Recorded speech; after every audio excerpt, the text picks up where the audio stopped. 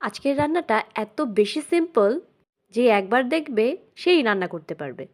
এই রেসিপি আগে কেউ কখনোই শেয়ার করেনি। চলুন তাহলে দেখা যাক কী রান্না করি। প্রথমেই এখানে আমি কিছু সবজি নিয়ে নিয়েছি, আলু আর শিম। আপনারা চাইলে আরও অন্য সবজিও অ্যাড করতে পারেন। আর এখানে আমি নিয়ে নিয়েছি চাপিলা মাছ। মাছটাই আমি লবণ আর হলুদ মাখিয়ে কিছুক্ষণের জন্য রেখে দেব। এবার এটা রেস্টে রেখে আমি এখানে সবজিগুলোকে ধুয়ে সুন্দর করে পরিষ্কার করে নিয়েছি।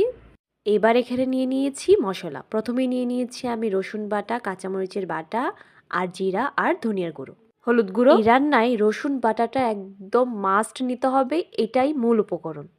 এরপর কড়াইয়ের তেল গরম হয়ে আসলে আমি একদম সবজি আর যে মশলাগুলো রেখেছিলাম এগুলো দিয়ে সুন্দরভাবে একটু কষিয়ে নেব আর ঢেকে দেব যেন খুব সুন্দরভাবে সবজিটা সেদ্ধ হয়ে আসে।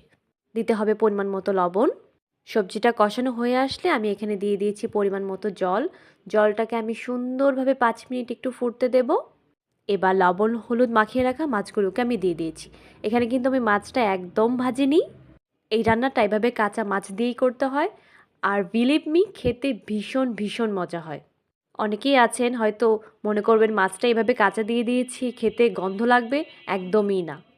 এই রেসিপি ফলো করে যদি একবার আপনারাও রান্না করেন বাসায়, দেখবেন খেতে ভীষণ ভালো লাগে। এবার হালকা আছে 10 থেকে 15 মিনিট ফুটিয়ে নিলেই রান্না একদম রেডি। কি ভীষণ সিম্পল না? মাছটাও খুব সুন্দরভাবে সেদ্ধ হয়ে গেছে। দেখেই কিন্তু বোঝা যাচ্ছে যে কেমন মজা হয়েছিল খেতে।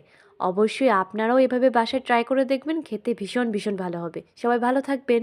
আর অবশ্যই পেজে লাইক কমেন্ট ফলো করে পাশে থাকবেন, সাপোর্ট করবেন। আর এভাবে রান্না করে অবশ্যই কমেন্ট করে জানাবেন যে খেতে কি ভীষণ মজা হয়েছিল কিনা।